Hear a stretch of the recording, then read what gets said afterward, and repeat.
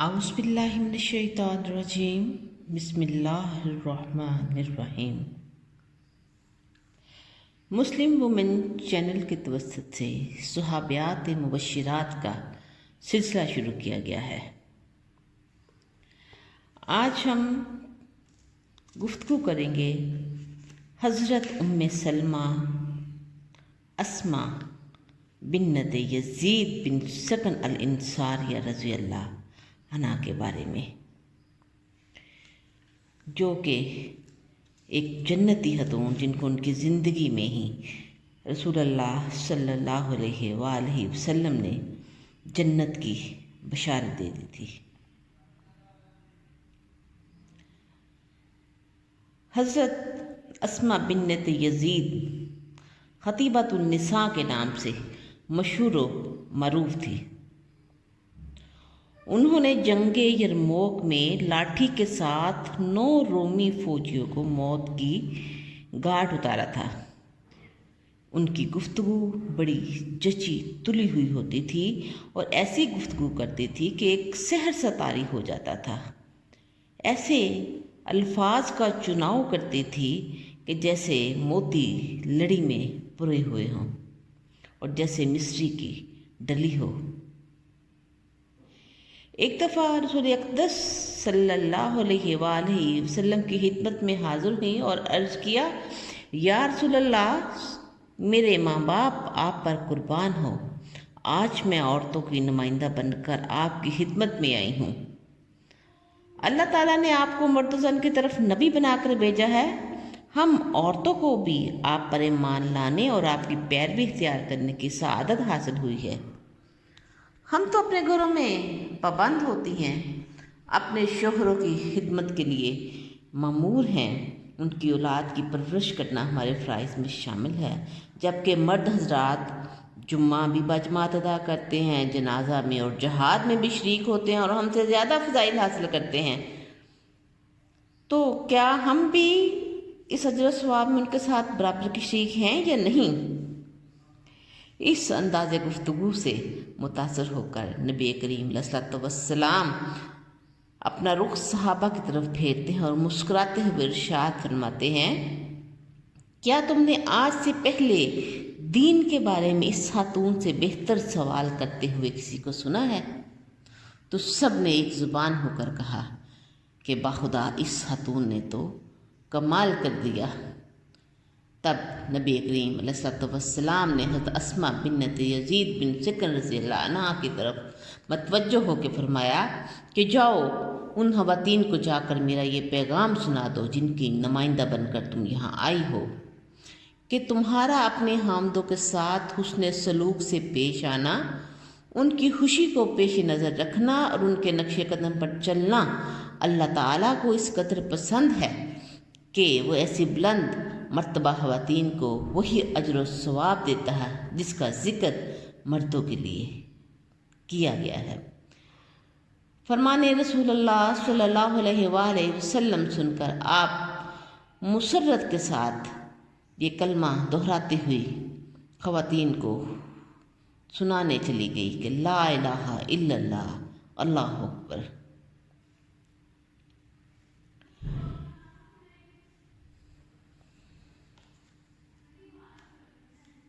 حضرت اسماء بیان کرتی ہیں کہ حضرت عائشہ صدیقہ رضی اللہ عنہا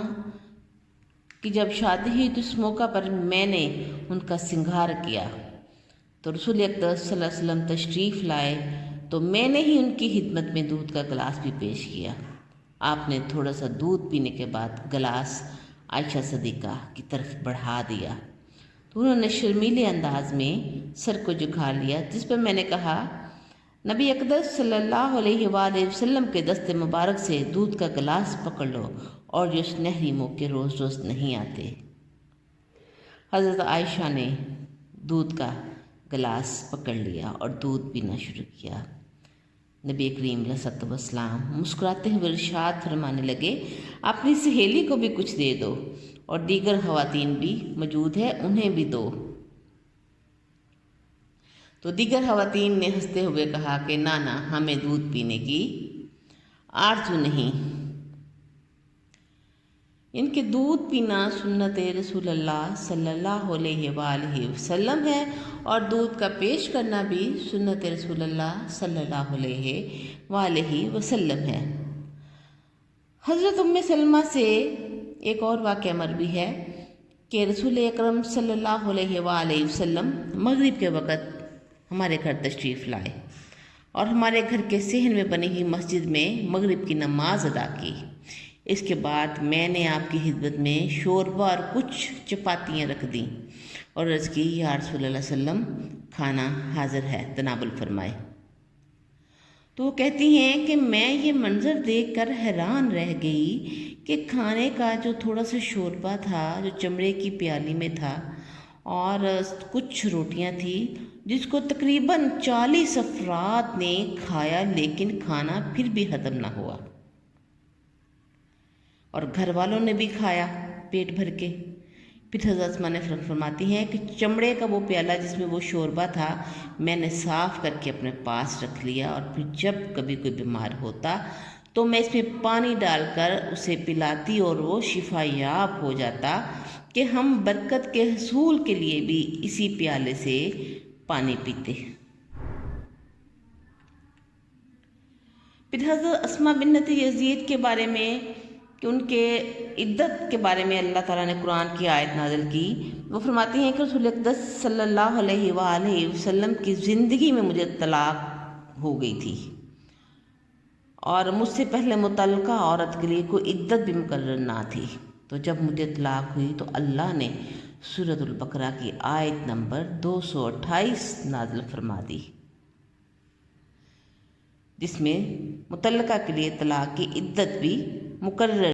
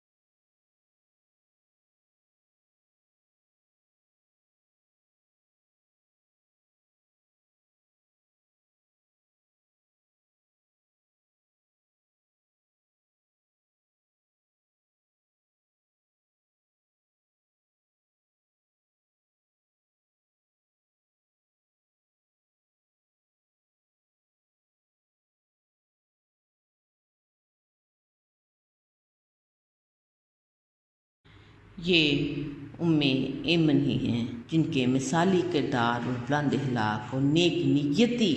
اور پاکیزہ سیرت کو سامنے رکھتے ہوئے رسول کریم صلی اللہ علیہ وآلہ وسلم نے یہ ارشاد فرمایا تھا کہ جو کوئی کسی جنتی خاتون سے شادی کرنا پسند کرتا ہے تو وہ ایمن سے شادی کر لے، یعنی کہ یہ صحابیات مبشرات میں سے ہیں جن کو ان کی زندگی میں ہی جنتی ہونے کی بشارت دے دی گئی تھی۔ اللہ کریم ان سے راضی ہو۔